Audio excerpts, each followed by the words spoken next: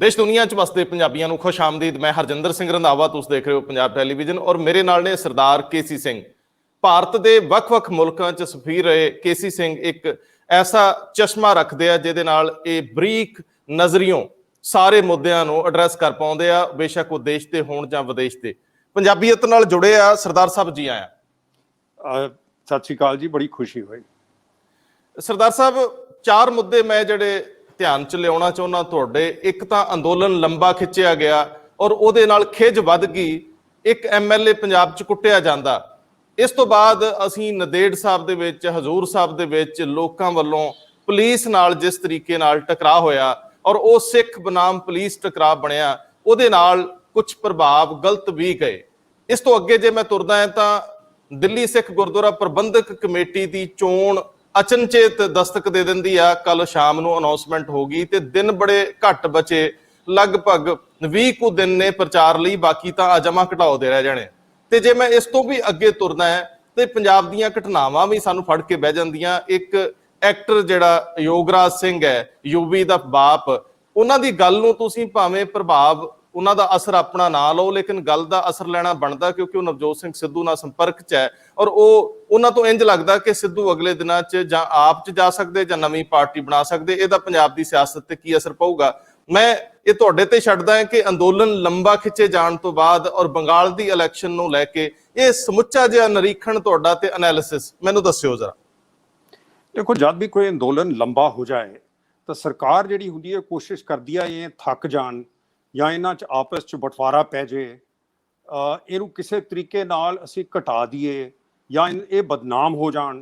ਹੁਣ 26 ਜਨਵਰੀ ਨੂੰ ਤਕਰੀਬਨ ਅੰਦੋਲਨ ਖਤਮ ਹੋ ਗਿਆ ਸੀ ਜਦ ਲਾਲ ਕਿਲੇ ਤੇ ਸਾਡੇ ਬੰਦੇ, ਇਹਨਾਂ ਦੇ ਬੰਦੇ ਜਾ ਚੜੇ, ਤਾਂ ਉਹਦੇ ਨਾਲ ਬਦਨਾਮੀ ਇੰਨੀ ਮੁੱਲ ਲੈ ਲਈ ਕਿ ਉਦੋਂ ਤਕਰੀਬਨ ਖਤਮ ਸੀ ਜੇ ਤਕੈਤ ਭਰਾ ਅੱਗੇ ਨਾ ਆਉਂਦੇ। ਉਹਨਾਂ ਨੇ ਇਹਨੂੰ ਦੁਬਾਰਾ ਜ਼ਿੰਦਾ ਕਰਤਾ ਅੰਦੋਲਨ ਨੂੰ। ਹੁਣ ਅੰਦੋਲਨ ਨੂੰ ਧੱਕ ਰਹੇ ਨੇ, ਧੱਕ ਰਹੇ ਨੇ। RLD ਅਜੀਤ ਸਿੰਘ ਦੀ ਪਾਰਟੀ ਹੈ, ਉਹਨਾਂ ਦਾ ਬੇਟਾ ਜਯੰਤ ਉਹ ਧੱਕ ਰਿਹਾ ਔਰ ਆਪਣੇ ਕਿਸਾਨ ਡਟੇ ਹੋਏ ਜਿੱਥੇ ਡਟੇ ਹੋਏ ਹੈ। ਲੇਕਿਨ ਇਹਦੇ ਵਿੱਚ ਹੋਊਗਾ ਕੀ ਜਿਵੇਂ ਪੋਲਿਟਿਕਸ ਕਹਿੰਦੇ ਆ ਕਿ ਇਹ ਪਾਣੀ ਰੁਕਿਆ ਨਹੀਂ ਰਹਿੰਦਾ, ਪਾਣੀ ਵਹਿੰਦਾ ਰਹਿੰਦਾ ਹੈ। ਸੋ ਕੋਈ ਨਾ ਕੋਈ ਨਵੀਂ ਚੀਜ਼ ਹੋਏਗੀ, ਉੱਥੇ ਬੈਠੇ ਨਹੀਂ ਤੁਸੀਂ ਰਹਿ ਸਕਦੇ, ਕੋਈ ਨਾ ਕੋਈ ਹੋਰ ਚੀਜ਼ਾਂ ਨਵੀਆਂ ਨਿਕਲਣਗੀਆਂ। ਸੋ ਇਹ ਜਿਹੜੇ 3-4 ਮੁੱਦੇ ਤੁਸੀਂ ਲਏ ਆ ਉਹਦੇ ਨਾਲ ਇੱਕ ਹੋਰ ਮੈਂ ਜੋੜੂੰਗਾ। ਜਿਵੇਂ ਆਸਟ੍ਰੇਲੀਆ ਦੇ ਵਿੱਚ ਸਿੱਖਾਂ ਦੀ ਕਾਰ ਤੇ ਹਮਲਾ ਕੀਤਾ ਕੁਝ ਭਗਤਾਂ ਨੇ। ਤੁਸੀਂ ਇਹ ਮੋਦੀ ਜੀ ਨੇ ਜਿਹੜਾ ਬਾਹਰ ਜਾ ਕੇ ਭਗਤਾਂ ਨੂੰ ਭਾਰਤ ਮਾਤਾ ਕੀ ਨਾਰੇ ਲਵਾ ਬਾਹਰ ਭਗਤਾਂ ਨੂੰ, ਜਦਕਿ ਉਹ ਉੱਥੋਂ ਦੇ ਬਸ਼ਿੰਦੇ ਨੇ, ਉੱਥੋਂ ਦੇ ਪਾਸਪੋਰਟ ਨੇ। ਟਰੰਪ ਦੇ ਨਾਲ ਜਾ ਕੇ ਰੈਲੀਆਂ ਕੀਤੀਆਂ, ਉਹਦੇ ਨਾਲ ਜਿਹੜੇ ਇਹਨਾਂ ਦੇ ਕੋਰ ਸਪੋਰਟਰ ਨੇ RSS BJP ਦੇ, ਉਹ ਜ਼ਿਆਦਾ ਭੜਕਾਊ ਹੋ ਗਏ ਉੱਥੇ। ਸੋ ਇੱਥੋਂ ਦੀ ਖਬਰ ਪੜ੍ਹਦੇ ਆ, ਉਹਨਾਂ ਨੂੰ ਪੁੱਛੇ ਤੁਸੀਂ ਕਿਸਾਨਾਂ ਤੋਂ ਕੀ ਲੈਣਾ, ਔਰ ਜਿਹੜੇ ਉੱਥੇ ਬੈਠੇ ਸਾਡੇ ਸਿੱਖ ਹੈ ਉਹਨਾਂ ਦੀ ਤੁਹਾਡੇ ਨਾਲ ਕੀ ਦੁਸ਼ਮਣੀ ਹੈ? ਤੁਸੀਂ ਤਾਂ ਸਾਰੇ ਇਕੱਠੇ ਹੋ, ਤੁਹਾਨੂੰ ਉੱਥੇ ਦਾ ਜਿਹੜਾ ਗੋਰਾ ਹੈ ਉਹ ਵੀ ਬਰਾਬਰ ਨਹੀਂ ਗਿਣਦਾ। ਏਸ਼ੀਅਨਸ ਤੇ ਅਟੈਕ ਹੋ ਰਿਹਾ। ਕੱਲ ਹੀ ਇੱਕ ਜਨਾਨੀ ਏਸ਼ੀਅਨ, ਭਾਵੇਂ ਉਹ ਈਸਟ ਏਸ਼ੀਆ ਤੋਂ ਸੀ, ਉਹਨੂੰ ਫੜ ਕੇ ਮੈਨਹੈਟਨ ਦੇ ਵਿੱਚ ਕੁੱਟ ਦਿੱਤਾ ਇੱਕ ਬੰਦੇ ਨੇ ਔਰ ਕਿਸੇ ਨੇ ਛੁਡਾਇਆ ਨਹੀਂ। ਜਦਕਿ ਤੁਹਾਨੂੰ ਸੋਚਣਾ ਚਾਹੀਦਾ ਹੈ ਕਿ ਤੁਹਾਡੇ ਆਪਣੇ ਆਪ ਨੂੰ ਤੁਹਾਨੂੰ ਉਹ ਬਾਹਰਲਾ ਗਿਣਦੇ ਹੈ ਔਰ ਤੁਸੀਂ ਆਪਸ 'ਚ ਆਪਣੀ ਫੁੱਟ ਪਾ ਲਓ। ਅੱਛਾ, ਹੁਣ ਆਏ ਬਾਕੀ ਦੇ 4 ਮੁੱਦੇ। ਦੇਖੋ, BJP ਦਾ ਇਸ ਵੇਲੇ ਪੂਰਾ ਜ਼ੋਰ ਇਲੈਕਸ਼ਨਾਂ ਤੇ ਲੱਗਿਆ ਹੋਇਆ ਹੈ ਔਰ ਇਲੈਕਸ਼ਨਾਂ ਦੇ ਵਿੱਚ ਵੈਸਟ ਬੰਗਾਲ ਜਿਹੜਾ ਹੈਗਾ ਉਹਨੂੰ ਉਹ ਸਮਝਦੇ ਹੈ ਕਿ ਜੀ ਉੱਥੇ ਉਹ ਸਰਕਾਰ ਬਣਾ ਲੈਂਦੇ ਹੈ। ਫਿਰ ਉਹਨਾਂ ਦਾ ਖਿਆਲ ਹੈ ਕਿ ਅਸਾਮ 'ਚ ਤਾਂ ਉਹ ਬਣਾਉਣਗੇ ਜਦਕਿ ਹੋ ਸਕਦਾ ਕਿ ਉੱਥੇ ਵੀ ਨਾ ਬਣੇ। ਜੇ 2 ਸੂਬਿਆਂ 'ਚ ਖਾਸ ਕਰਕੇ ਵੈਸਟ ਬੰਗਾਲ ਦੇ ਵਿੱਚ ਨਹੀਂ ਜਿੱਤਦੇ, ਜੇ ਜਿੱਤ ਜਾਂਦੇ ਹੈ ਤਾਂ ਇਹਨਾਂ ਨੇ ਬੜੇ ਤਕੜੇ ਹੋ ਕੇ ਵਾਪਸ ਆ ਕੇ ਕਹਿਣਾ ਹੈ ਦੇਖੋ ਜੀ ਕਿਸਾਨਾਂ ਦੇ ਜਿਹੜੇ ਕਾਨੂੰਨ ਹੈ ਉਹ ਲੋਕ ਸਾਡੇ ਨਾਲ ਨੇ। ਜੇ ਹਾਰ ਜਾਂਦੇ ਨੇ ਫਿਰ ਇੱਕ ਨਵਾਂ ਵੀ ਇਹਨਾਂ ਨੇ ਖੋਲਿਆ ਹੋਇਆ, ਉਹ ਕਿ ਮਹਾਰਾਸ਼ਟਰ ਦੀ ਗਵਰਨਮੈਂਟ ਘੇਰੀਏ ਕਿਸੇ ਤਰੀਕੇ ਨਾਲ। ਕਿਉਂਕਿ ਇੱਕ ਮੀਟਿੰਗ ਹੋਈ ਹੈ ਅਮਿਤ ਸ਼ਾਹ ਤੇ ਸ਼ਰਦ ਪਵਾਰ ਦੇ ਵਿੱਚ। ਅਮਿਤ ਸ਼ਾਹ ਨੇ ਤਾਂ ਇਨਕਾਰ ਨਹੀਂ ਕੀਤਾ ਕਿ ਹੋਈ ਹੈ, ਸ਼ਰਦ ਪਵਾਰ ਦੇ ਬਿਹਾਫ ਤੇ ਕਹਿ ਰਿਹਾ ਨਹੀਂ ਹੋਈ। ਸ਼ਰਦ ਪਵਾਰ ਇਸ ਵੇਲੇ ਆਪਰੇਸ਼ਨ ਉਹਨਾਂ ਦਾ ਹੋ ਗਿਆ ਤੇ ਉਹ ਹਸਪੀਟਲ 'ਚ ਪਏ ਨੇ। ਉਹ ਵੀ ਬੜੇ ਖਿਲਾੜੀ ਬੰਦੇ ਹੈ, ਉਹ ਮਿਲੇ ਨੇ ਅਮਿਤ ਸ਼ਾਹ ਨੂੰ, ਲੇਕਿਨ ਉਹ ਵੀ ਡਿਸੀਜਨ, ਉਹ ਵੀ ਆਪਣਾ ਫੈਸਲਾ ਵੈਸਟ ਬੰਗਾਲ ਦੀ ਇਲੈਕਸ਼ਨ ਦੇ ਬਾਅਦ ਲੈਣਗੇ। ਜੇ ਤਾਂ BJP ਹਾਰ ਜਾਂਦੀ ਹੈ ਫਿਰ ਉਹ ਫੀਲਡ ਦੇ ਵਿੱਚ ਰਹਿਣਗੇ ਕਿ ਮੈਂ PM ਬਣ ਸਕਦਾ। ਜੇ ਨਹੀਂ ਹਾਰਦੀ, ਹੋ ਸਕਦਾ ਉਹ ਇਹਨਾਂ ਦੇ ਨਾਲ ਸਰਕਾਰ ਸਿੱਟ ਕੇ ਕੋਈ ਅੱਟੀ ਸੱਟੀ ਕਰ ਲੈਣ। ਸੋ ਇਸ ਕਰਕੇ ਵੈਸਟ ਬੰਗਾਲ ਦੀ ਇਲੈਕਸ਼ਨ ਬਹੁਤ ਅਹਿਮੀਅਤ ਰੱਖਦੀ ਹੈ। ਯਸ਼ਵੰਤ ਸਿਨਹਾ ਜਿਹੜੇ ਵਾਜਪਾਈ ਸਾਹਿਬ ਦੇ ਵਿਦੇਸ਼ ਮੰਤਰੀ ਸੀ, ਵਿੱਤ ਮੰਤਰੀ ਸੀ, ਉਹਨਾਂ ਨੇ TMC ਮਮਤਾ ਦੀ ਪਾਰਟੀ ਜੁਆਇਨ ਕਰ ਲਈ। ਮੈਂ ਉਹਨਾਂ ਨੂੰ ਮਿਲਿਆ ਸੀ, ਮੈਂ ਉਹਨਾਂ ਨੂੰ ਪੁੱਛਿਆ, ਮੈਂ ਕਿਹਾ ਜੀ ਕੀ ਹੋਇਆ? ਉਹ ਕਹਿੰਦੇ ਮੈਨੂੰ ਇਹਨਾਂ ਨੇ ਨਹੀਂ ਕਿਹਾ। ਜਿੱਦਣ ਮਮਤਾ ਦੀ ਪੈਰ ਤੇ ਸੱਟ ਲੱਗੀ ਹੈ, ਮੈਨੂੰ ਕਹਿੰਦੇ ਉਦੋਂ ਹੀ ਮੇਰੇ ਦਿਮਾਗ 'ਚ ਖਿਆਲ ਆਇਆ। ਮੈਂ ਨਾ ਆਪਣੇ ਪਰਿਵਾਰ ਨੂੰ ਪੁੱਛਿਆ, ਨਾ ਕਿਸੇ ਦੋਸਤ ਨੂੰ ਪੁੱਛਿਆ। ਉੱਠ ਕੇ ਇਹਨਾਂ ਨੇ ਡੈਰੇਕ ਓਬਰਾਇਨ, ਜਿਹੜੇ ਉਹਨਾਂ ਦੇ ਪਾਰਟੀ ਦੇ ਲੀਡਰ ਨੇ TMC ਦੇ, ਉਹਨਾਂ ਨੂੰ ਫੋਨ ਕੀਤਾ ਕਿ ਜੇ ਤੁਸੀਂ ਚਾਹੁੰਦੇ ਹੋ, ਅੱਗੇ ਵੀ ਤੁਸੀਂ ਮੈਨੂੰ ਰਾਜ ਸਭਾ 'ਚ ਭੇਜਣਾ ਚਾਹੁੰਦੇ ਸੀ, ਮੈਂ ਨਾ ਕਹਿਤੀ ਸੀ, ਹੁਣ ਜੇ ਮੈਨੂੰ ਚਾਹੁੰਦੇ ਹੋ, ਮੈਂ ਇਹ ਮਹਿਸੂਸ ਕਰਦਾ ਕਿ ਇਹ ਦੇਸ਼ ਲਈ ਬੜਾ ਅਹਿਮ ਮੋੜ ਹੈ ਤੇ ਮੈਂ ਇਸ ਵੇਲੇ ਵਾਪਸ ਪੋਲਿਟਿਕਸ 'ਚ ਆਉਣ ਨੂੰ ਤਿਆਰ ਹਾਂ। ਉਹਨੇ 5 ਮਿੰਟ 'ਚ ਉਹਨੂੰ ਵਾਪਸ ਫੋਨ ਕੀਤਾ ਕਿ ਜੀ ਅਸੀਂ ਇੱਕ ਮਿਨਿਸਟਰ ਟਿਕਟਾਂ ਦੇ ਨਾਲ ਭੇਜ ਰਹੇ ਹਾਂ, ਤੁਸੀਂ ਕਲਕੱਤੇ ਆ ਜਾਓ। ਮਮਤਾ ਜੀ ਨਾਲ ਉਹਨਾਂ ਦੀ ਮੀਟਿੰਗ ਹੋਈ, ਉਹਨਾਂ ਨੇ ਉਹਨਾਂ ਨੂੰ ਵਾਈਸ ਪ੍ਰੈਜ਼ੀਡੈਂਟ ਬਣਾਤਾ ਆਪਣੇ ਪਾਰਟੀ ਦਾ ਔਰ ਸੈਂਟਰਲ ਕਮੇਟੀ ਦੇ ਵਿੱਚ ਲੈ ਲਿਆ। ਤੇ ਇਸ ਕਰਕੇ ਜਦੋਂ 80-82 ਸਾਲ ਦਾ ਬੰਦਾ, ਜਿਹੜਾ ਕਿ ਵਾਜਪਾਈ ਦੀ 2 ਵੱਡੀਆਂ ਮਿਨਿਸਟਰੀਆਂ 'ਚ ਰਿਹਾ, BJP 'ਚ ਰਿਹਾ, IAS 'ਚ ਰਿਹਾ, ਜੇ ਉਹ ਬੰਦਾ ਮਹਿਸੂਸ ਕਰ ਰਿਹਾ ਕਿ ਇਸ ਉਮਰ ਤੇ ਵੀ ਉਹਨੂੰ ਲੜਾਈ ਲੜਨੀ ਪੈ ਰਹੀ ਹੈ, ਕਿਉਂਕਿ ਇਹ ਲੜਾਈ ਦੇਸ਼ ਲਈ ਬਹੁਤ ਅਹਿਮੀਅਤ ਹੈ ਇਹਦੀ, ਤਾਂ ਮੇਰੇ ਖਿਆਲ ਇਹ ਗੱਲ ਨੂੰ ਸਾਨੂੰ ਇਸ ਦਾ ਵਿਚਾਰ ਕਰਨਾ ਚਾਹੀਦਾ ਹੈ।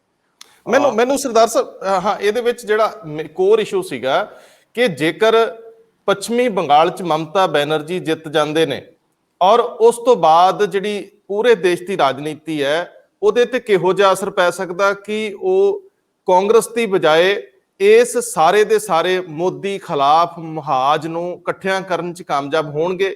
ਚਿਹਰਾ ਹੋ ਸਕਦੇ ਆ। ਜੇ ਸ਼ਰਦ ਪਵਾਰ ਨਿਕਲ ਜਾਂਦੇ ਆ ਤੇ ਫਿਰ ਕੀ ਮਮਤਾ ਲੀਡ ਕਰਨਗੇ, ਜਾਂ ਕੀ ਮਮਤਾ ਜਿਹੜੀ ਉੱਤਰ ਭਾਰਤ ਦੀ ਰਾਜਨੀਤੀ ਆ ਇਹਦੇ 'ਚ ਭਾਸ਼ਾ ਦੀਆਂ ਪ੍ਰੋਬਲਮਸ ਤੇ ਚੱਲਦਿਆਂ ਚਿਹਰਾ ਬਣ ਸਕਦੇ ਆ, BJP ਨੂੰ ਟੱਕਰ ਦੇਣ ਦੀ ਸਥਿਤੀ 'ਚ ਹੋ ਸਕਦੇ ਆ? ਇੱਕ ਇਹ। ਦੂਜਾ, ਅੰਦੋਲਨ ਕਿਉਂਕਿ ਵੱਡਾ ਹੋ ਰਿਹਾ ਤੇ ਅੰਦੋਲਨ ਦੇ ਨਾਲ ਜਿਹੜੀਆਂ 2 ਘਟਨਾਵਾਂ ਵਾਪਰੀਆਂ ਨੇ, ਲਾਲ ਕਿਲੇ ਵਾਲੀ ਘਟਨਾ ਤੋਂ ਬਾਅਦ ਜਿਹੜੀ ਮਲੋਟ ਦੇ ਵਿੱਚ ਇਹ ਇੱਕ MLA ਦਾ ਕੁੱਟਿਆ ਜਾਣਾ ਤੇ ਫਿਰ ਨੰਦੇੜ ਦੇ ਵਿੱਚ ਸਿੱਖਾਂ ਦਾ ਪੁਲਿਸ ਨਾਲ ਟਕਰਾਅ ਹੋ ਜਾਣਾ, ਇਹ ਜਿਹੜੀ ਨੌਜਵਾਨਾਂ ਵਿੱਚ ਵੱਧ ਰਹੀ ਇਹ ਜਿਹੜੀ ਅਸਹਿਨਸ਼ੀਲਤਾ ਹੈ ਜਾਂ ਉਹਨਾਂ ਦੇ ਅੰਦਰ ਖਿਝ ਵੱਧ ਰਹੀ ਆ, ਇਹਨੂੰ ਅਸੀਂ ਕਿਵੇਂ ਘਟਾ ਸਕਦੇ ਹਾਂ ਤਾਂ ਕਿ ਸਾਡੀ ਆਪਣੀ ਜਿਹੜੀ ਕਮਿਊਨਿਟੀ ਇਹਦਾ ਵੀ ਅਕਸ ਦਾਤ ਤੇ ਨਾ ਲੱਗੇ? ਪਹਿਲੀ ਮਮਤਾ ਬੈਨਰਜੀ ਵਾਲੀ ਗੱਲ ਤੇ ਦੂਜੀ ਅੰਦੋਲਨ ਦੇ ਲੰਬੇ ਖਿੱਚੇ ਜਾਣ ਤੋਂ ਬਾਅਦ ਵਾਪਰੀਆਂ ਘਟਨਾਵਾਂ ਦੇ ਅਸਰ। ਇਹਨੂੰ ਉਲਟੇ ਤਰੀਕੇ ਨਾਲ ਲੈ ਲਈਏ। ਪਹਿਲਾਂ ਆਪਾਂ ਇਹ 2 ਘਟਨਾਵਾਂ ਦੀ ਗੱਲ ਕਰੀਏ, ਫਿਰ ਮਮਤਾ ਵੱਲ ਨੈਸ਼ਨਲ ਪੋਲਿਟਿਕਸ ਦੀ ਗੱਲ ਕਰਦੇ ਹਾਂ। ਦੇਖੋ, ਇਹ ਬਹੁਤ ਗਲਤ ਗੱਲ ਹੈ ਕਿਉਂਕਿ BJP ਨੇ ਕਿਹਾ ਕਿ ਅਸੀਂ ਇਕੱਲਿਆਂ ਲੜਨਾ ਹੈ।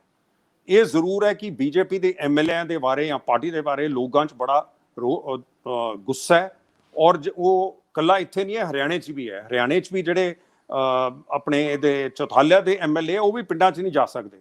ਸੋ ਹੋ ਸਕਦਾ ਹੈ MLA ਨੇ ਉੱਥੇ ਜਾ ਕੇ, ਉਹਨੂੰ ਪਤਾ ਸੀ ਝਗੜਾ ਹੋਏਗਾ ਲੇਕਿਨ ਪ੍ਰੋਵੋਕ ਕੀਤਾ, ਉੱਥੇ ਗਏ। ਸੈਂਟਰਲ ਦੀ ਲੀਡਰਸ਼ਿਪ ਉਹਨਾਂ ਨੂੰ ਕਹਿ ਰਹੀ ਹੈ ਤੁਸੀਂ ਘਰ ਕਿਉਂ ਬੈਠੇ ਹੋ, ਤੁਸੀਂ ਪ੍ਰਚਾਰ ਕਰੋ, ਮੋਦੀ ਜੀ ਦਾ ਇਹ ਕਿਸਾਨਾਂ ਦਾ ਕਾਨੂੰਨ ਬਣਾਇਆ ਹੋਇਆ ਕਿਸਾਨਾਂ ਲਈ ਬਹੁਤ ਚੰਗਾ ਹੈ। ਲੇਕਿਨ ਕਾਨੂੰਨ ਨੂੰ ਕਿਤੇ ਵੀ ਆਪਣੇ ਹੱਥ 'ਚ ਲੈਣਾ, ਉਹ ਅੰਦੋਲਨ ਨੂੰ ਸੱਟ ਵੱਜੇਗੀ, ਸਿੱਖਾਂ ਨੂੰ ਸੱਟ ਵੱਜੇਗੀ। ਇਹ ਬੜੀ ਬੇਵਕੂਫੀ ਦੀ ਗੱਲ ਹੈ। ਤੋ ਇਸ ਕਰਕੇ ਨੌਜਵਾਨਾਂ ਨੂੰ ਸਮਝਣਾ ਚਾਹੀਦਾ ਹੈ ਕਿ ਜੋਸ਼ ਜਿਹੜਾ ਹੈ ਉਹ ਨਹਿਰ 'ਚੋਂ ਬਾਹਰ ਨਹੀਂ ਨਿਕਲਣਾ ਚਾਹੀਦਾ। ਨਹਿਰ ਦੇ ਅੰਦਰ ਤਾਂ ਉਹ ਫਸਲਾਂ ਲਈ ਚੰਗਾ ਹੈ, ਜੇ ਉਹ ਨਹਿਰ ਟੁੱਟ ਜੇ ਫਿਰ ਉਹ ਫਸਲਾਂ ਨੂੰ ਨੁਕਸਾਨਦੇਹ ਹੈ। ਸੋ ਦੂਸਰੀ ਗੱਲ ਨਾਂਦੇੜ ਦੀ, ਹੁਣ ਨਾਂਦੇੜ 'ਚ ਜੇ ਸਰਕਾਰ ਨੇ ਤੁਹਾਨੂੰ ਪ੍ਰੋਸੈਸ਼ਨ ਕੱਢਣ ਦੀ ਇਜਾਜ਼ਤ ਨਹੀਂ ਦਿੱਤੀ ਤਾਂ ਇਹਦੇ 'ਚ ਕੀ ਸਿਆਣਪ ਦੀ ਗੱਲ ਹੈ ਕਿ ਜਦ ਇੰਨੀ ਬਿਮਾਰੀ ਫੈਲ ਰਹੀ ਹੈ, ਸਾਰਿਆਂ ਤੋਂ ਜ਼ਿਆਦਾ ਕੋਵਿਡ ਮਹਾਰਾਸ਼ਟਰ 'ਚ ਹੈ, ਤੁਸੀਂ ਕਹੋ ਨਹੀਂ ਅਸੀਂ ਤਾਂ ਜੀ ਪ੍ਰੋਸੈਸ਼ਨ ਕੱਢਣਾ ਹੀ ਕੱਢਣਾ ਹੈ। ਇਹ ਕਿਹੜੀ ਜਗ੍ਹਾ ਸਿੱਖੀ 'ਚ ਜਾਂ ਗੁਰੂਆਂ ਦੀ ਸਿਖਾਈ ਦੇ ਵਿੱਚ ਇਹੀ ਜੀ ਬੇਵਕੂਫੀ ਸਿਖਾਈ ਗਈ ਹੈ ਕਿ ਜੇ ਤੁਸੀਂ ਪ੍ਰੋਸੈਸ਼ਨ ਨਹੀਂ ਕੱਢੋਗੇ ਤਾਂ ਸਿੱਖੀ ਨੂੰ ਨੁਕਸਾਨ ਪਹੁੰਚੇਗਾ, ਲੇਕਿਨ ਜੇ ਤੁਸੀਂ ਬਿਮਾਰੀ ਫੈਲਾਓਗੇ ਤਾਂ ਉਹਦਾ ਨੁਕਸਾਨ ਨਹੀਂ ਪਹੁੰਚੇਗਾ? ਇਹ ਮੇਰੀ ਸਮਝ ਨਹੀਂ ਆਉਂਦਾ ਕਿ ਇਹ ਸਿੱਖਾਂ ਨੂੰ ਖੁਦ ਨਹੀਂ ਸੁੱਝੀ ਜਾਂ ਕੋਈ ਸ਼ਰਾਰਤੀ ਤਬਕਾ ਹੈ ਜਿਹੜਾ ਇਹਨਾਂ ਨੂੰ ਭੜਕਾ ਰਿਹਾ ਹੈ ਕਿ ਇਹ ਹੌਲੀ ਹੌਲੀ ਇਹਨੂੰ ਬਦਨਾਮ ਕਰੋ, ਕਿਉਂਕਿ ਇਹਦੀ ਜੜ ਜਿਹੜੀ ਹੈ ਉਹ ਪੰਜਾਬ 'ਚ ਹੈ। ਔਰ ਜੇ ਸਿੱਖ ਬਦਨਾਮ ਹੁੰਦੇ ਹੈ, ਹੁਣ ਆਈ ਗੱਲ ਨੈਸ਼ਨਲ ਪੋਲਿਟਿਕਸ ਦੀ। ਇੱਕ ਪਲ ਤੁਸੀਂ ਬਹੁਤ ਖੂਬਸੂਰਤ ਗੱਲ ਕੀਤੀ, ਮੈਨੂੰ 2 ਸ਼ਬਦ ਵਿੱਚ ਤੁਹਾਡੇ ਹੋਰ ਚਾਹੀਦੇ ਆ। ਇਹ ਸਾਜ਼ਿਸ਼ ਵੀ ਹੋ ਸਕਦੀ ਹੈ ਕਿ ਸਿੰਘੂ ਔਰ ਬਾਕੀ ਬਾਰਡਰਸ ਦੇ ਉੱਤੇ ਜਿਵੇਂ ਸਿੱਖਾਂ ਦੇ ਲੰਗਰਾਂ ਤੋਂ ਲੈ ਕੇ ਸਹਿਨਸ਼ੀਲਤਾ, ਹਮਦਰਦੀ, ਲੋਕਤਾ ਪ੍ਰਤੀ ਮਾਨਵਵਾਦੀ ਨਜ਼ਰੀਆ ਅਪਣਾਇਆ ਗਿਆ, ਦਿਖਾਇਆ ਗਿਆ ਕਈ ਮਹੀਨੇ 26 ਵਾਪਰਨ ਤੋਂ ਪਹਿਲਾਂ, ਉਹਨੂੰ ਲੈ ਕੇ ਕੁਝ ਸ਼ਰਾਰਤੀਆਂ ਨੂੰ ਇਹ ਖਿਝ ਵੀ ਆਉਂਦੀ ਹੋਊਗੀ ਕਿ ਇਹ ਕਮਿਊਨਿਟੀ ਹਿੰਦੁਸਤਾਨ ਦਾ ਚਿਹਰਾ ਬਣ ਗਈ ਦੁਨੀਆ ਭਰ 'ਚ, ਕਿ ਇਹ ਤਾਂ ਬੜੇ ਹੰਬਲ ਨੇ, ਇਹ ਤਾਂ ਬੜੇ ਦਾਨੀ ਨੇ, ਇਹ ਤਾਂ ਬਹੁਤ ਦੂਜਿਆਂ ਦੀ ਕੇਅਰ ਕਰਨ ਵਾਲੇ ਆ। ਤੁਹਾਨੂੰ ਲੱਗਦਾ ਕਿ ਉਸ ਇਮੇਜ ਨੂੰ ਸੱਟ ਮਾਰਨ ਲਈ ਕੋਈ ਹੋਰ ਕਾਰਜਸ਼ੀਲ ਵੀ ਹੋਇਆ ਹੋ ਸਕਦਾ? ਦੇਖੋ, ਇਹ BJP ਦੀ ਪੋਲਿਟਿਕਸ ਹੈ। ਜਿੱਥੇ ਵੀ ਜਾਂਦੇ ਹੈ ਇਹਨਾਂ ਦੀ ਸਾਰੀ ਜਿਹੜੀ ਪ੍ਰਚਾਰ ਹੈ ਉਹ ਇਸ ਚੀਜ਼ ਤੇ ਹੁੰਦਾ ਹੈ ਕਿ ਜਾਂ ਤਾਂ ਮੁਸਲਮਾਨ ਨੂੰ ਬਣਾ ਲਓ, ਜਾਂ ਮਾਈਨੋਰਿਟੀ ਨੂੰ ਬਣਾ ਲਓ, ਕ੍ਰਿਸਚੀਅਨ ਨੂੰ ਬਣਾ ਲਓ, ਕਿਸੇ ਨਾ ਕਿਸੇ ਨੂੰ ਤੁਸੀਂ ਉਹਦੇ ਪਿੱਛੇ ਪੈ ਕੇ ਤਰੇੜਾਂ ਲਿਆਓ, ਤਰੇੜਾਂ ਲਿਆ ਕੇ ਤੁਸੀਂ ਹਿੰਦੂ ਵੋਟ ਇਕੱਠੀ ਕਰੋ, ਤੁਸੀਂ ਇੱਕ ਡੈਮ ਬਣਾ ਲਓ, ਉਹਦੇ ਬਾਅਦ ਮੱਛੀਆਂ ਫੜੀਆਂ ਜਾਣਗੀਆਂ ਉਹਦੇ 'ਚ। ਸੋ ਇਹ ਡੈਮ ਬਣਾਉਣ ਦੇ ਮਾਹਰ ਨੇ। ਤੋ ਇਸ ਕਰਕੇ ਦੇਖੋ, ਜੇ ਵੈਸਟ ਬੰਗਾਲ ਦੀ ਇਲੈਕਸ਼ਨ ਮੈਨੂੰ ਲੱਗਦਾ ਹੈ ਇਹਨਾਂ ਨੂੰ ਲੱਗ ਰਿਹਾ ਕਿ ਮੁਸ਼ਕਿਲ ਹੈ, ਤਾਂ ਕਰਕੇ ਮਹਾਰਾਸ਼ਟਰ 'ਚ ਇਹ ਭੰਨ ਤੋੜ ਦੀ ਕੋਸ਼ਿਸ਼ ਕਰ ਰਹੇ ਨੇ ਕਿ ਇਹ ਕਿਸੇ ਤਰੀਕੇ ਨਾਲ ਜੇ ਇੱਧਰ ਪੜਾਕਾ ਪੈ ਜਾਏ ਤਾਂ ਉਧਰੋਂ ਲੋਕ ਉਹਨਾਂ ਦੀ ਉਧਰੋਂ ਨਿਗਾਹ ਹਟ ਜਾਏਗੀ। ਜੇ ਮਮਤਾ ਹਾਰ ਜਾਂਦੀ ਹੈ ਫਿਰ ਬੀਜੇਪੀ ਤਕੜੀ ਹੋ ਜਾਏਗੀ, ਕਿਉਂਕਿ ਇਹਦੇ ਬਾਅਦ ਰਸਤਾ ਖੁੱਲ ਜਾਂਦਾ ਹੈ ਬਹੁਤ ਜ਼ਰੂਰੀ ਇਲੈਕਸ਼ਨਾਂ ਦਾ। ਯੂਪੀ ਦਾ ਸਾਲ ਬਚਣਾ ਹੈ, ਪੰਜਾਬ ਦਾ, ਔਰ ਪੰਜਾਬ 'ਚ ਕਹਿ ਰਹੇ ਅਸੀਂ ਕਲਿਆਣ ਲੜਨਾ ਹੈ। ਜੇ ਕਲਿਆਣ ਲੜਨਾ ਹੈ ਤਾਂ ਭੜਕਾ ਕੇ, ਜਿਹੜੀ ਕਿ 84 ਦੇ ਵਿੱਚ ਇੰਦਰਾ ਗਾਂਧੀ ਦੀ ਉਦੋਂ ਪਾਲਿਸੀ ਇਹੀ ਰਹੀ ਹੈ, ਹੁਣ ਤਾਂ ਖੈਰ ਕਾਂਗਰਸ ਵਾਲੇ ਕਹਿੰਦੇ ਆ ਜੀ ਨਹੀਂ ਅਸੀਂ ਤਾਂ ਬਹੁਤ ਠੀਕ ਹੈ, ਪਰ ਇਹ ਪੋਲਿਟਿਕਸ ਤਾਂ ਇਹੀ ਸੀ ਨਾ 84 ਤੋਂ ਪਹਿਲਾਂ 80 'ਚ, ਕਿ ਸਿੱਖਾਂ ਨੂੰ ਸਿੱਖ ਭੜਕਾਈ ਜਾਣ, ਉਹ ਅੱਗਿਓਂ ਰਿਐਕਸ਼ਨ ਕਰਨ, ਔਰ ਸਾਰੀ ਹਿੰਦੁਸਤਾਨ ਬਾਕੀ ਤੁਹਾਡੀ ਸਰਕਾਰ ਦੇ ਨਾਲ ਰਹੇ ਕਿ ਇਹ ਖਰਾਬ ਨੇ। ਤਾਂ ਇਸ ਕਰਕੇ ਬੀਜੇਪੀ ਨੇ ਉਹੀ ਸਿਆਸਨ ਦੁਬਾਰਾ ਰੋਕ ਲਿਆ ਜਿਹੜਾ ਇੰਦਰਾ ਗਾਂਧੀ ਦਾ ਸੀਗਾ। ਇੱਕ ਪਹਿਲੂ ਹੋਰ ਸੀ ਤੁਸੀਂ ਸ਼ਾਇਦ ਜ਼ਿਕਰ ਕੀਤਾ ਸੀ, ਮੈਂ ਤੁਹਾਡੇ ਕੋਲੋਂ ਆਫ ਦਾ ਰਿਕਾਰਡ ਸੁਣਿਆ ਸੀ ਕਿ ਇੱਕ ਵੱਡੀਆਂ ਹਸਤੀਆਂ ਦੇ ਉੱਤੇ ਜਿਹੜਾ ਗਵਰਨਮੈਂਟ ਵੱਲੋਂ ਆਪਣੇ ਅਦਾਰਿਆਂ ਰਾਹੀਂ, ਆਪਣੀਆਂ ਇੰਸਟੀਟਿਊਸ਼ਨਸ ਦੇ ਰਾਹੀਂ ਪ੍ਰੈਸ਼ਰਾਈਜ਼ ਕਰਨ ਦਾ ਇੱਕ ਕਨਸੈਪਟ, ਇੱਕ ਵਰਤਾਰਾ, ਜਿਹਦੇ ਵਿੱਚ ਤੁਸੀਂ ਇੱਕ ਵੱਡੇ ਸਿੰਗਰ ਦਲਜੀਤ ਦੋਸਾਂਝ ਦਾ ਨਾਂ ਲੈ ਰਹੇ ਸੀ ਕਿ ਤੁਹਾਡੇ ਕੋਲ ਪੁਖਤਾ ਜਾਣਕਾਰੀ ਹੈ। ਸੋ ਮੈਨੂੰ ਉਹ ਵੀ ਜ਼ਰੂਰ ਦੱਸਿਓ ਕਿ ਕੀ ਇਸ ਤਰ੍ਹਾਂ ਦੇ ਟੈਕਟਸ ਨਾਲ ਅੰਦੋਲਨ ਪ੍ਰਤੀ ਹਮਦਰਦੀ ਵੱਡੇ ਲੋਕਾਂ ਦੀ ਘਟਾਈ ਜਾ ਸਕਦੀ ਹੈ? ਦੇਖੋ, ਬੀਜੇਪੀ ਦਾ ਇਹ ਤੁਸੀਂ ਦੇਖੋਗੇ ਇਨਕਮ ਟੈਕਸ ਰੇਟ ਜਦ ਇਲੈਕਸ਼ਨ ਅਨਾਉਂਸ ਹੋ ਜਾਏ ਉਹਦੇ ਬਾਅਦ 5 ਸਾਲ ਸੀ ਤੁਹਾਡੇ ਕੋਲ, ਈਡੀ ਕੋਲ, ਇਨਕਮ ਟੈਕਸ ਕੋਲ ਕੋਈ ਕੇਸ ਨਹੀਂ ਲੱਭਿਆ। ਜਦ ਇਲੈਕਸ਼ਨ ਅਨਾਉਂਸ ਹੋ ਜਾਂਦੀ ਹੈ ਵੈਸਟ ਬੰਗਾਲ 'ਚ ਜਾਂ ਕਿਧਰੇ ਵੀ, ਫਿਰ ਤੁਸੀਂ ਬੰਦੇ ਚੱਕਣੇ ਸ਼ੁਰੂ ਕਰ ਲਓ, ਫਿਰ ਤੁਸੀਂ ਰੇਡ ਮਾਰਨੇ ਸ਼ੁਰੂ ਕਰ ਦਿਓ। ਸੋ ਮੈਨੂੰ ਜੋ ਆਪਾਂ ਅਖਬਾਰ 'ਚ ਹੀ ਦੇਖਿਆ ਕਿ ਦਲਜੀਤ ਦੋਸਾਂਝ ਦੇ ਪਿੱਛੇ ਪਏ ਹੋਏ ਨੇ, ਕਿਉਂਕਿ ਉਹਨਾਂ ਦਾ ਦੇਖਿਆ ਕਿ ਲੋਕਪ੍ਰਿਯ ਵੀ ਨੇ ਔਰ ਉਹਨਾਂ ਦਾ ਚਿਹਰਾ ਵੀ ਠੀਕ ਹੈ, ਆ ਕੇ ਉਹ ਕਿਸਾਨਾਂ ਨਾਲ ਮਿਲੇ ਨੇ ਔਰ ਉਹਨਾਂ ਨੇ ਬਹੁਤ ਵੱਡੀ ਮਾਇਆ ਦਾਨ ਦਿੱਤੀ ਹੈ। ਤੇ ਇਹਨਾਂ ਨੇ ਕਿਹਾ ਕਿ ਜੇ ਐਡਾ ਚਿਹਰਾ ਤੇ ਮਾਇਆ ਦਾਨ ਦੇ ਕੇ ਆ ਜਾਂਦਾ ਹੈ, ਇਹ ਬਹੁਤ ਅੱਗੇ ਆ ਜਾਏਗਾ, ਇਹਨੂੰ ਪਹਿਲਾਂ ਹੀ ਪਕੜਿਆ ਜਾਵੇ। ਸੋ ਇਸ ਕਰਕੇ ਉਹਦੇ ਤੇ ਏਜੰਸੀਆਂ ਛੱਡ ਦਿੱਤੀਆਂ, ਉਹਨੂੰ ਤੰਗ ਕਰਨ ਲੱਗੇ ਹੋਏ ਨੇ, ਜੋ ਮੈਨੂੰ ਪਤਾ ਲੱਗਿਆ। ਤੇ ਇਹ ਤਾਂ ਇਹਨਾਂ ਦੀ ਪੋਲਿਟਿਕਸ ਹੀ ਇਹ ਹੈ, ਏਜੰਸੀਆਂ ਤੇ ਬੀਜੇਪੀ ਇਕੱਠੀਆਂ, ਇਹਨਾਂ ਦੀ ਸ਼ਾਦੀ ਹੋਈ ਹੈ, ਇਕੱਠੇ ਹੀ ਜਾਂਦੇ ਬਰਾਤ 'ਚ ਜਿੱਥੇ ਜਾਣ, ਅੱਗੇ ਬੀਜੇਪੀ ਪਿੱਛੇ ਏਜੰਸੀਆਂ। ਤਾਂ ਇਸ ਕਰਕੇ ਦਲਜੀਤ ਦੋਸਾਂਝ ਅੱਗੇ ਜਿਹੜੇ ਬੰਦੇ ਨੇ, ਕਿਉਂਕਿ ਉਹ ਭਾਵੇਂ ਉਹ ਚਾਹ ਨਹੀਂ ਸੀ ਰਹੇ ਕਿ ਉਹ ਸਿਆਸਤ ਦੇ ਵਿੱਚ ਆ ਜਾਣ, ਲੇਕਿਨ ਜਦ ਤੁਸੀਂ ਐਸਾ ਕਦਮ ਲੈ ਲਿਆ, ਤੁਹਾਨੂੰ ਸਿਆਸਤ ਵਿੱਚ ਤੁਹਾਡੇ ਜਿਹੜੇ ਮੁਖਾਲਫ ਕਰਦੇ ਆ ਉਹ ਤੁਹਾਨੂੰ ਸਿਆਸਤ ਦੇ ਵਿੱਚ ਗਿਣਨਗੇ। ਤੇ ਹੁਣ ਇਹਦੇ ਵਿੱਚ ਭੱਜਣ ਦੀ ਜਗ੍ਹਾ ਨਹੀਂ ਰਹਿੰਦੀ, ਹੁਣ ਜਦ ਤੁਸੀਂ ਅੱਗੇ ਆ ਗਏ ਤਾਂ ਲੜਨਾ ਪਏਗਾ। ਤਾਂ ਇਸ ਕਰਕੇ ਦਲਜੀਤ ਦੋਸਾਂਝ ਜੀ ਨੂੰ ਵੀ ਸੋਚਣਾ ਚਾਹੀਦਾ ਹੈ ਕਿ ਜਦ ਇੰਨੇ ਕਦਮ ਅੱਗੇ ਲੈ ਲਏ, ਮੈਦਾਨ ਚੋਂ ਭੱਜ ਕੇ ਜਾ ਕੇ ਬਚ ਨਹੀਂ ਸਕਦੇ। ਹੁਣ ਦੇਸ਼ ਦੇ ਨਾਲ ਹੈ, ਪੰਜਾਬ ਦੀ ਲੜਾਈ ਹੈ, ਕਿਸਾਨਾਂ ਦੀ ਲੜਾਈ ਹੈ, ਦੇਸ਼ ਦੀ ਲੜਾਈ ਹੈ ਕਿ ਇਹਨਾਂ ਬੰਦਿਆਂ ਨੂੰ ਕਿਵੇਂ ਇਹਨਾਂ ਦਾ ਮੁਕਾਬਲਾ ਕਰਨਾ ਹੈ, ਜਿਹੜਾ ਕਨਸਟੀਟਿਊਸ਼ਨ ਨੂੰ ਕੁਝ ਨਹੀਂ ਜਾਣਦੇ, ਜਿਹੜੇ ਲੋਕ ਤੰਤਰ ਨੂੰ ਕੁਝ ਨਹੀਂ ਜਾਣਦੇ।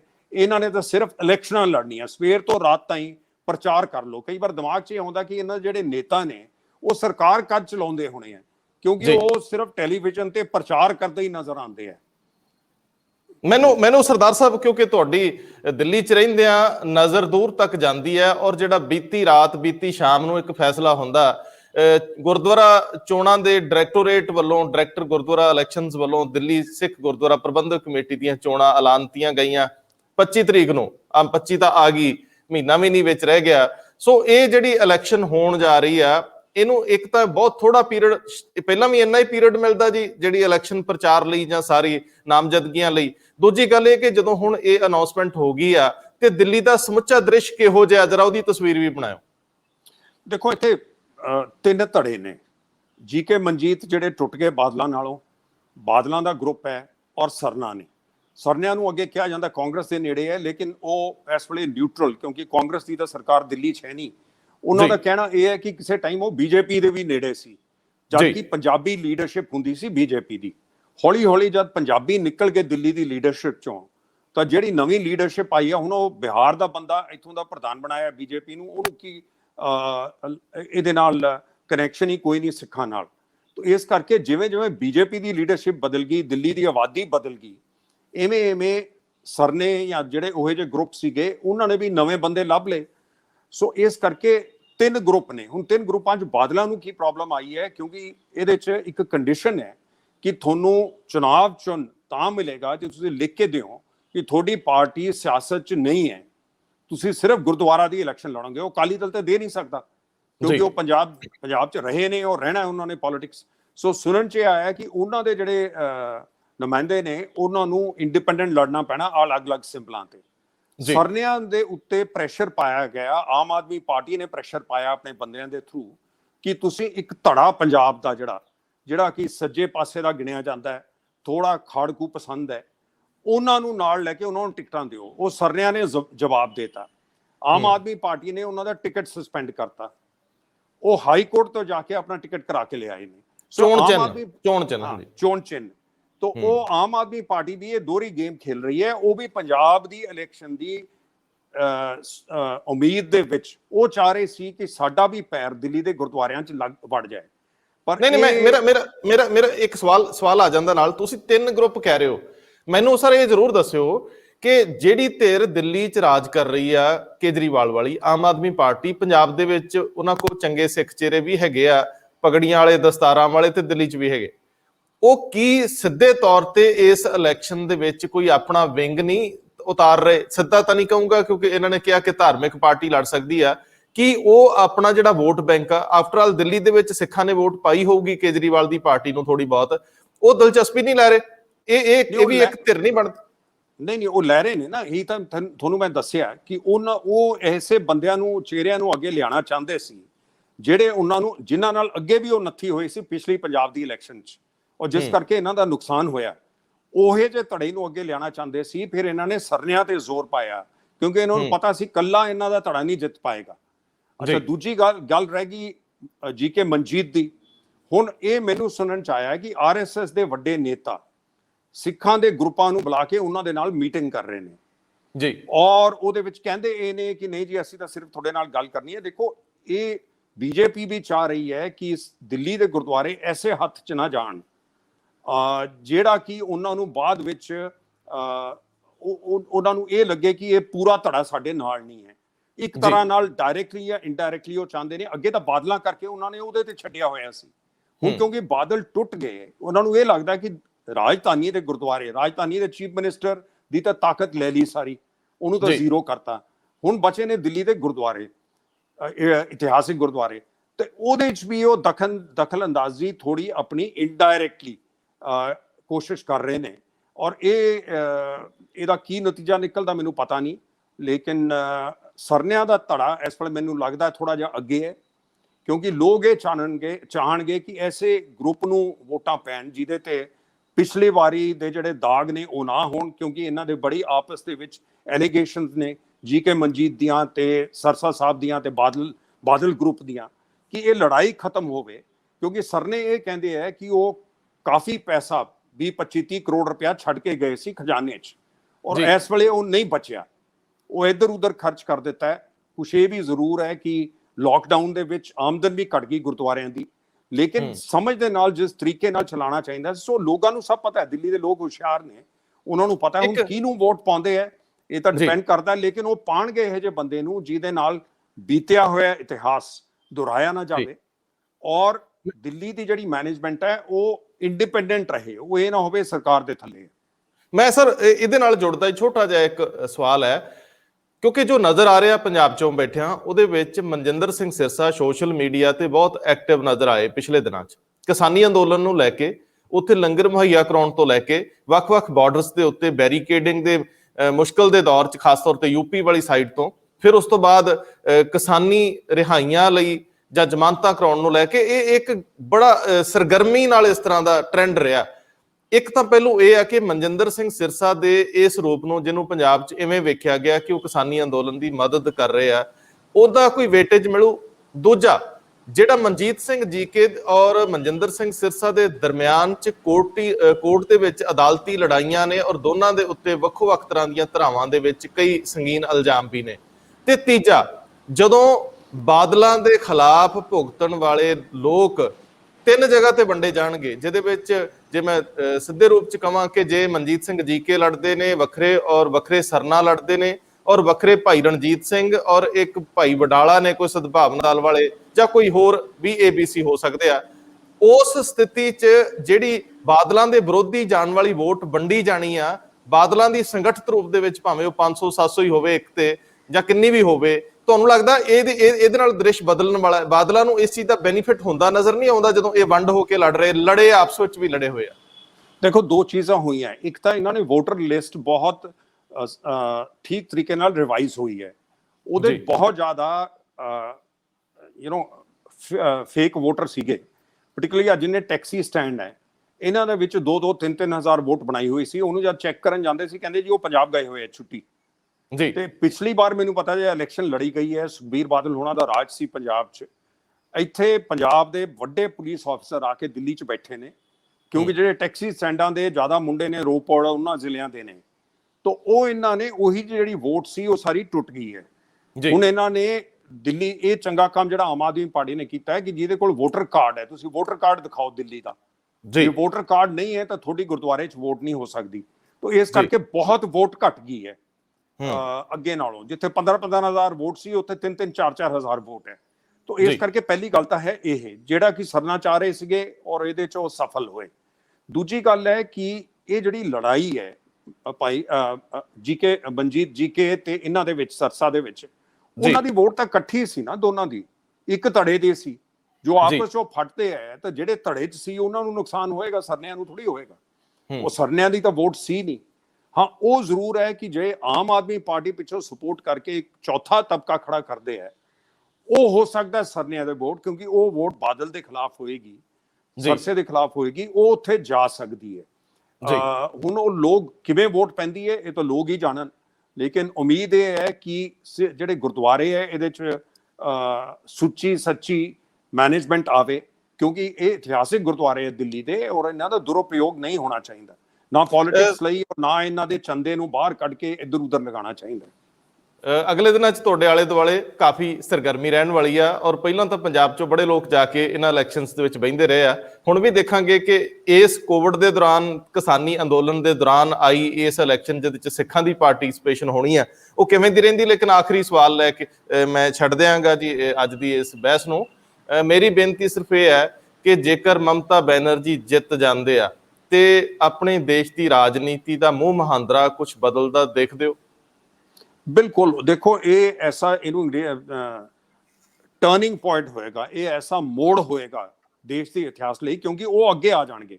ਉਹਨਾਂ ਦੇ ਨਾਲ ਯਸ਼ਵੰਤ ਸਿਨਹਾ ਕਹਿੰਦੇ ਨੇ, ਮੈਂ ਇਸ ਲਈ ਇਹਨਾਂ ਦੇ ਨਾਲ ਗਿਆ ਕਿਉਂਕਿ ਮੈਨੂੰ ਕੋਈ ਪਾਵਰ ਨਹੀਂ ਚਾਹੀਦੀ, ਮੈਂ ਸਾਰਿਆਂ ਨੂੰ ਇਕੱਠਾ ਕਰਨਾ ਹੈ। ਅੱਗੇ ਰਾਸ਼ਟਰ ਮੰਚ ਬਣਾਇਆ ਸੀ, ਮੈਂ ਵੀ ਉਹਦੇ 'ਚ ਇਹਨਾਂ ਦੇ ਨਾਲ ਸੀ, ਜਿਹੜਾ ਇੱਕ ਪਲੇਟਫਾਰਮ ਬਣਾਇਆ, ਉਦੋਂ ਕੋਈ ਤੁਹਾਡੀ ਗੱਲ ਸੁਣਨ ਨੂੰ ਤਿਆਰ ਨਹੀਂ ਸੀ, ਨਾ ਕਾਂਗਰਸ ਤਿਆਰ ਸੀ, ਨਾ ਕੋਈ ਦੂਜੀਆਂ ਪਾਰਟੀਆਂ ਤਿਆਰ ਸੀ। TMC ਆਪਣਾ ਬੰਦਾ ਦਵੇਦੀ ਭੇਜਦੇ ਸੀ, ਉਹ ਦਵੇਦੀ ਨੂੰ ਛੱਡ ਕੇ ਚਲਾ ਗਿਆ ਬੀਜੇਪੀ ਦੇ ਵਿੱਚ। ਸੋ ਇਸ ਕਰਕੇ ਇਹ ਲਾਸਟ ਦੌਰ ਹੈ ਬੀਜੇਪੀ ਦਾ। ਜੇ ਇਹ ਨਹੀਂ ਜਿੱਤ ਪਾਉਂਦੇ, ਉਹਦੇ ਬਾਅਦ ਕਿਸਾਨਾਂ ਦਾ ਜਿਹੜਾ ਮੁੱਦਾ, ਉਹਦੇ ਬਾਅਦ ਕਿਉਂਕਿ ਇੱਕਦਮ ਜਿਹੜੀ ਧਿਆਨ ਹੈ ਉਹ ਯੂਪੀ ਦੀ ਇਲੈਕਸ਼ਨ ਤੇ, ਪੰਜਾਬ ਦੀ ਇਲੈਕਸ਼ਨ ਤੇ, ਹੋਰ ਤਾਂ ਚਲੋ ਛੋਟੇ ਸੂਬੇ ਹੈ, ਇਹ ਦੋ ਵੱਡੀਆਂ ਇਲੈਕਸ਼ਨਾਂ ਤੇ ਆਏਗਾ, ਪਾਰਟਿਕੂਲਰਲੀ ਯੂਪੀ ਤੇ। ਔਰ ਕਿਉਂਕਿ ਕਿਸਾਨ ਦੱਖਣੀ ਯੂਪੀ ਦੇ ਵਿੱਚ, ਵੈਸਟਰਨ ਯੂਪੀ ਦੇ ਵਿੱਚ ਕਿਸਾਨਾਂ ਦਾ ਬੜਾ ਜ਼ੋਰ ਹੈ। ਸੋ ਇਸ ਕਰਕੇ ਬੀਜੇਪੀ ਨੂੰ ਸੋਚਣਾ ਪਏਗਾ, ਜੇ ਇਹਨਾਂ ਨੂੰ ਧੱਕਾ ਲੱਗਦਾ ਇਸ ਇਲੈਕਸ਼ਨਾਂ 'ਚ, ਫਿਰ ਕਿਸਾਨਾਂ ਨਾਲ ਇਹ ਕਰ ਲੈਣਗੇ ਫੈਸਲਾ। ਜੇ ਇਹ ਜਿੱਤ ਜਾਂਦੇ ਨੇ, ਫਿਰ ਇਹਨਾਂ ਨੇ ਹੋਰ ਲੱਕੜ ਬਣ ਜਾਣਾ ਹੈ, ਇਹਨਾਂ ਨੇ ਹੋਰ ਸਖਤ ਹੋ ਕੇ ਪੇਸ਼ ਆਣਗੇ। ਸੋ ਇਸ ਕਰਕੇ ਇਹ ਦੌਰ ਬੜਾ ਇੰਪੋਰਟੈਂਟ ਹੈ, ਕਿਉਂਕਿ ਉਹਦੇ ਬਾਅਦ ਯੂਪੀ ਦਾ ਔਰ ਪੂਰੇ ਦੇਸ਼ ਦਾ ਭਵਿੱਖ ਕੀ ਹੈ ਉਹ ਉਸ ਤੇ ਨਿਰਭਰ ਹੈ। ਇੱਕ ਛੋਟਾ ਜਿਹਾ ਸਵਾਲ ਹੈ, ਹਾਲਾਂਕਿ ਬਹੁਤ ਸਪਸ਼ਟ ਹੀ ਹੈ, ਸਵਾਲ ਕਰਦਿਆਂ ਹੀ ਤੁਸੀਂ ਇਹ ਮਹਿਸੂਸ ਕਰਦੇ ਹੋਵੋਗੇ ਕਿ ਜਿਹੜੀ ਕਮੇਟੀ ਮਾਣਯੋਗ ਸੁਪਰੀਮ ਕੋਰਟ ਨੇ ਬਣਾਈ ਸੀ 4 ਮੈਂਬਰੀ, ਆਪਣੇ ਆਪ ਨੂੰ ਸਿਫਾਰਿਸ਼ਾਂ ਦੇਣ ਲਈ, ਸੁਪਰੀਮ ਕੋਰਟ ਨੂੰ ਰਿਕਮੈਂਡ ਕਰਨ ਲਈ ਕਿ ਇਹ ਜਿਹੜੀ 3 ਐਕਟ ਨੇ ਇਹਨਾਂ ਨੂੰ ਪੜ੍ਹ ਕੇ ਦੱਸੇ ਤੇ ਬਾਕੀ ਜਥੇਬੰਦੀਆਂ ਨਾਲ ਗੱਲਬਾਤ ਕਰਕੇ ਦੱਸੇ ਕਿ ਸੁਪਰੀਮ ਕੋਰਟ ਕੀ ਕਰੇ, ਸਿਫਾਰਿਸ਼ਾਂ ਦੇਵੇ। ਉਹਦੇ ਚੋਂ ਭੁਪਿੰਦਰ ਸਿੰਘ ਮਾਨ ਨਿਕਲ ਗਏ ਸੀ ਤੇ ਬਾਕੀ 3 ਬਾਰੇ ਕਿਹਾ ਜਾਂਦਾ ਸੀ ਕਿ ਉਹ ਸਰਕਾਰ ਪੱਖੀ ਹੈ। ਉਹਨਾਂ ਨੇ ਰਿਪੋਰਟ ਸਬਮਿਟ ਕਰਤੀ ਆ, ਇਹ ਦੱਸਿਆ ਗਿਆ ਕਿ ਕੱਲ ਦੀ ਉਹਨਾਂ ਨੇ ਸਬਮਿਟ ਕਰਤੀ ਹੈ ਮਾਣਯੋਗ ਸੁਪਰੀਮ ਕੋਰਟ ਨੂੰ। ਤੁਹਾਨੂੰ ਲੱਗਦਾ ਹੈ ਕਿ ਇਹਦੇ ਨਾਲ ਕੁਝ ਬਦਲਣ ਵਾਲਾ ਸੁਪਰੀਮ ਕੋਰਟ ਦੀ ਅਗਲੀ ਹੀਅਰਿੰਗ 'ਚ, ਅਗਲੀ ਸੁਣਵਾਈ 'ਚ ਕੁਝ ਸੁਪਰੀਮ ਕੋਰਟ ਵੱਡਾ ਫੈਸਲਾ ਲੈ ਸਕਦੀ ਹੈ? ਇਹ ਸਵਾਲ ਆ। ਔਰ ਆਖਰੀ ਸਵਾਲ ਨਵਜੋਤ ਸਿੰਘ ਸਿੱਧੂ ਦੀ ਪੰਜਾਬ ਪੋਲਿਟਿਕਸ ਦੇ ਵਿੱਚ, ਬਹੁਤ ਛੋਟੇ ਛੋਟੇ ਸਵਾਲ ਆ, ਮੈਨੂੰ ਦੱਸਿਓ ਜ਼ਰਾ। ਦੇਖੋ ਸੁਪਰੀਮ ਕੋਰਟ ਕੀ ਕਰਦੀ ਨਹੀਂ ਕਰਦੇ ਇਹ ਤਾਂ ਸੁਪਰੀਮ ਕੋਰਟ ਜਾਣੇ। ਚੀਫ ਜਸਟਿਸ ਰਿਟਾਇਰ ਹੋਣੇ, ਨਵੇਂ ਚੀਫ ਜਸਟਿਸ ਨੇ ਆ ਜਾਣਾ ਅਗਲੇ ਕੁਝ ਹਫ਼ਤਿਆਂ 'ਚ।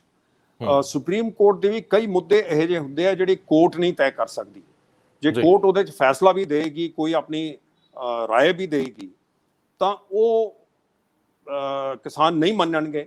ਉਹ ਜੇ ਕਿਸਾਨ ਮਹਿਸੂਸ ਕਰਨਗੇ ਰਾਏ ਠੀਕ ਨਹੀਂ ਹੈ, ਉਹ ਨਹੀਂ ਮੰਨਣਗੇ। ਸੁਪਰੀਮ ਕੋਰਟ ਕੀ ਕਰ ਲੇਗੀ? ਉਹ ਸਾਰਿਆਂ ਨੂੰ ਜੇਲ੍ਹ ਕਰ ਦੇਗੀ। ਉਹ ਤਾਂ ਆਲਰੇਡੀ ਜਿਹੜੀ ਸਰਕਾਰ ਹੈ ਦਿੱਲੀ ਦੀ, ਉਹ ਹੀ ਉਹਨਾਂ ਨੂੰ ਕੰਟਰੋਲ ਨਹੀਂ ਕਰ ਸਕਦੀ। ਤੇ ਸੁਪਰੀਮ ਕੋਰਟ ਕੋਲ ਤਾਂ ਅਲੱਗ ਕੋਈ ਫੌਜ ਜਾਂ ਪੁਲਿਸ ਹੈ ਨਹੀਂ। ਉਹਨਾਂ ਨੇ ਤਾਂ ਸਰਕਾਰ ਨੂੰ ਹੀ ਕਹਿਣਾ ਕਿ ਤੁਸੀਂ ਕਾਨੂੰਨੀ ਕਾਰਵਾਈ ਕਰੋ। ਤਾਂ ਸਿਆਣਪ ਹੋ ਸਕਦਾ ਹੈ ਸੁਪਰੀਮ ਕੋਰਟ ਇਹ ਸੋਚੇ ਕਿ ਸਾਨੂੰ ਇਹਦੇ 'ਚ ਨਹੀਂ ਵੜਨਾ ਚਾਹੀਦਾ। ਇਹਦਾ ਫੈਸਲਾ ਜਿਹੜਾ ਪੋਲੀਟੀਕਲ ਹੈ, ਇਹ ਫੈਸਲਾ ਕੋਈ ਕਾਨੂੰਨੀ ਫੈਸਲਾ ਨਹੀਂ ਇਹਦਾ ਹੋ ਸਕਦਾ। ਜਿਹੜੀ ਚੀਜ਼ ਦੇਖਣ ਵਾਲੀ ਸੀ ਉਹ ਸੁਪਰੀਮ ਕੋਰਟ ਨੇ ਨਹੀਂ ਦੇਖੀ ਕਿ ਜਿਹੜੇ ਕਾਨੂੰਨ ਪਾਸ ਕੀਤੇ ਨੇ ਕੀ ਉਹ ਗੈਰ ਅਨਕੌਂਸਟੀਟਿਊਸ਼ਨਲ ਨੇ, ਗੈਰ ਸੰਵਿਧਾਨਿਕ ਨੇ ਜਾਂ ਸੰਵਿਧਾਨ ਦੇ ਮੁਤਾਬਕ ਨੇ। ਉਸ ਰਸਤੇ ਤੇ ਜਾਣ ਨਾਲੋਂ ਜਿਹੜਾ ਕਿ ਸੁਪਰੀਮ ਕੋਰਟ ਦਾ ਰਸਤਾ ਸੀ, ਇਹ ਇੱਧਰ ਪੈ ਗਏ ਕਿ ਕਿਸੇ ਮੀਡੀਏਸ਼ਨ ਕਰਾ ਕੇ ਇਹਨਾਂ ਦਾ ਫੈਸਲਾ ਕਰ ਲਈਏ।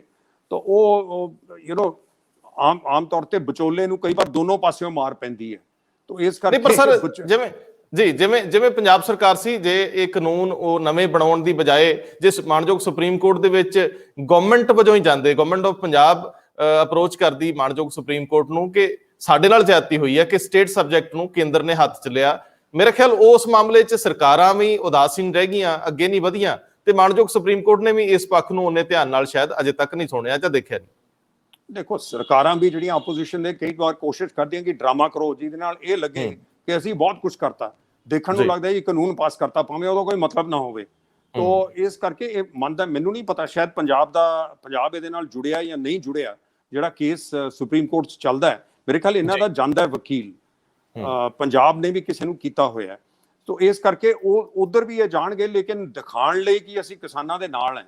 ਕਾਨੂੰਨ ਦਾ ਜਿਹੜਾ ਸੀਗਾ ਸਿਆਸੀ ਬੇਸਿਕਲੀ ਕਦਮ ਸਿਆਸੀ ਸੀ, ਉਹ ਕਾਨੂੰਨ ਦੇ ਨਾਲ ਇਹ ਨਹੀਂ ਸੀ ਕਿ ਕਾਨੂੰਨ ਦੇ ਨਾਲ ਕੋਈ ਫੈਸਲਾ ਹੋ ਜਾਏਗਾ। ਪੰਜਾਬ ਦੇ ਵਿੱਚ ਪੰਜਾਬ 'ਚ ਇੱਕ ਭਖਦਾ ਇਸ਼ੂ ਹੈ ਨਵਜੋਤ ਸਿੰਘ ਸਿੱਧੂ। ਕੱਲ ਯੁਵਰਾਜ ਸਿੰਘ ਦੇ ਫਾਦਰ ਯੋਗਰਾਜ ਸਿੰਘ ਜਿਹੜੇ ਕਿ ਫਿਲਮੀ ਐਕਟਰ ਨੇ, ਔਰ ਉਹਨਾਂ ਨੇ ਬੜੀ ਜ਼ੋਰਦਾਰ ਪ੍ਰੈਸ ਕਾਨਫਰੰਸ ਕੀਤੀ। ਲੋਕ ਯੋਗਰਾਜ ਸਿੰਘ ਨੂੰ ਬਤੌਰ ਯੋਗਰਾਜ ਸਿੰਘ ਅਸਰਅੰਦਾਜ਼ ਹੁੰਦੇ ਕਿ ਨਹੀਂ, ਉਹਨਾਂ ਨੂੰ ਸੀਰੀਅਸਲੀ ਲੈਂਦੇ ਕਿ ਨਹੀਂ, ਵੱਖਰੀ ਗੱਲ ਆ। ਲੇਕਿਨ ਅੰਦਰਲੀਆਂ ਖਬਰਾਂ ਨੇ ਕਿ ਯੋਗਰਾਜ ਸਿੰਘ ਔਰ ਨਵਜੋਤ ਸਿੰਘ ਸਿੱਧੂ ਲਗਾਤਾਰ ਸੰਪਰਕ 'ਚ ਨੇ, ਔਰ ਜਦੋਂ ਉਹ ਸਿੱਧੂ ਵੱਲੋਂ ਇਹ ਦਾਅਵਾ ਕਰਦੇ ਆ ਕਿ ਉਹ ਅਗਲੇ ਮੁੱਖ ਮੰਤਰੀ ਹੋਣਗੇ ਜਾਂ ਅਗਲੇ ਕੁਝ ਦਿਨਾਂ ਦੇ ਵਿੱਚ ਐਲਾਨ ਹੋਣਗੇ, ਪੰਜਾਬ ਦੀ ਸਿਆਸਤ ਸਦਾ ਗੇਮ ਜੇ ਵਾਂਗ ਘੁੰਮਦੀ ਰਹਿੰਦੀ ਹੈ। ਸੋ ਤੁਹਾਨੂੰ ਲੱਗਦਾ ਕਿ ਸਿੱਧੂ ਦਾ ਕੋਈ ਭਵਿੱਖ ਬਚਿਆ ਹੁਣ? ਦੇਖੋ ਜ਼ਿਆਦਾ ਚਿਰ ਜੇ ਤੁਸੀਂ ਕੰਧ ਦੇ ਉੱਤੇ ਬੈਠੇ ਰਹੋ ਦੋ ਪਲਾਟਾਂ ਦੇ ਵਿੱਚ, ਤਾਂ ਵੈਸੇ ਹੀ ਟੰਗਾਂ ਸੁੰਨ ਹੋ ਜਾਂਦੀਆਂ। ਸੋ ਉਹਨਾਂ ਨੂੰ ਬੈਠਿਆਂ ਕੰਧ ਤੇ ਬਹੁਤ ਟਾਈਮ ਹੋ ਗਿਆ, ਨਾ ਇੱਧਰ ਨਾ ਉੱਧਰ। ਇਹ ਪਾਰਟੀ ਬਣਾਉਣ ਦਾ ਟਾਈਮ ਨਿਕਲ ਚੁੱਕਿਆ।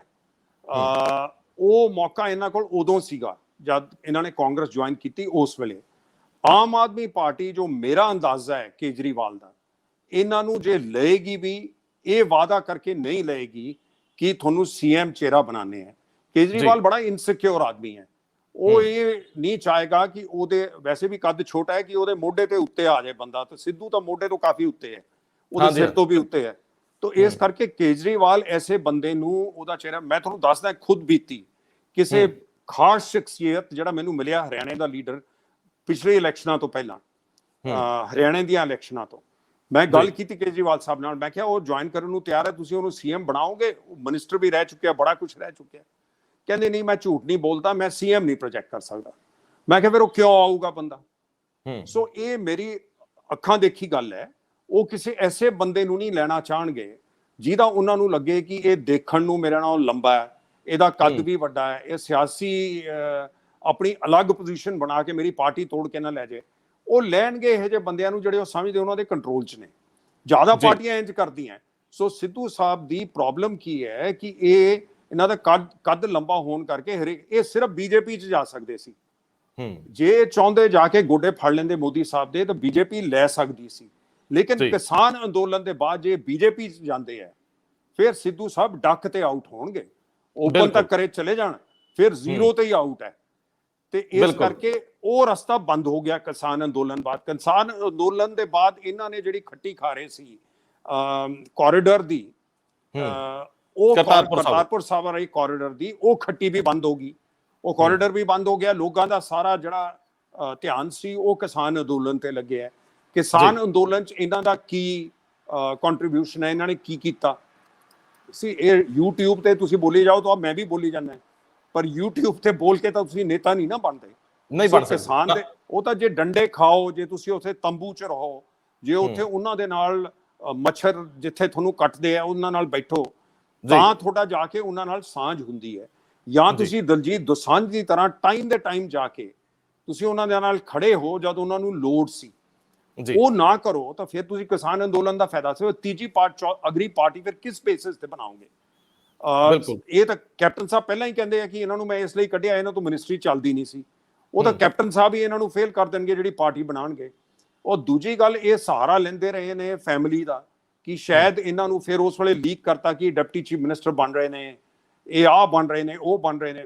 ਉਹ ਕੈਪਟਨ ਸਾਹਿਬ ਨੇ ਲੰਚ ਖਵਾਤਾ, ਪੂਛ ਤੇ ਹੱਥ ਫੇਰ ਲਿਆ, ਤੇ ਸਿੱਧੂਆਂ ਦੇ ਉਹ ਨੇਤਾ ਨੇ ਵੈਸੇ ਹੀ ਮਹਾਰਾਜ ਸਾਹਿਬ, ਤੇ ਉਹਨਾਂ ਨੇ ਇਹਨਾਂ ਨੂੰ ਕਹਿਤਾ ਕਿ 9 ਦਾ 10 ਲੈ ਲਓ, 9 ਦਾ 99 ਨਹੀਂ ਮਿਲਦਾ। ਤਾਂ ਇਹ ਹੁਣ ਇਸ ਕਰਕੇ ਨਾ ਘਰ ਕੇ ਨਾ ਘਾਟ ਕੇ ਇਹ ਹੁਣ ਰਸਤਾ ਲੱਭ ਰਹੇ ਨੇ।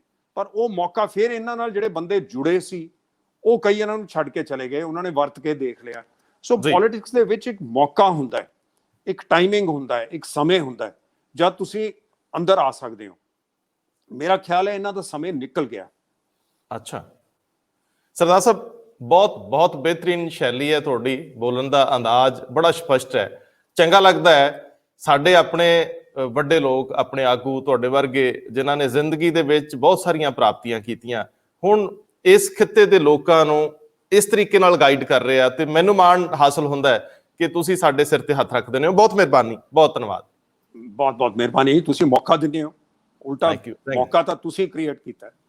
ਸਰ ਅਸੀਂ ਕੁਝ ਨਹੀਂ ਤੁਹਾਡੇ ਮੁਕਾਬਲੇ, ਪਰ ਚੰਗਾ ਲੱਗਦਾ ਹੈ ਕਿ ਤੁਸੀਂ ਨਿਰਪੱਖ ਰਹਿੰਦੇ ਹੋ। ਬਹੁਤ ਮਿਹਰਬਾਨੀ। ਸਤਿ ਸ਼੍ਰੀ ਅਕਾਲ। ਸਤਿ ਸ਼੍ਰੀ ਅਕਾਲ।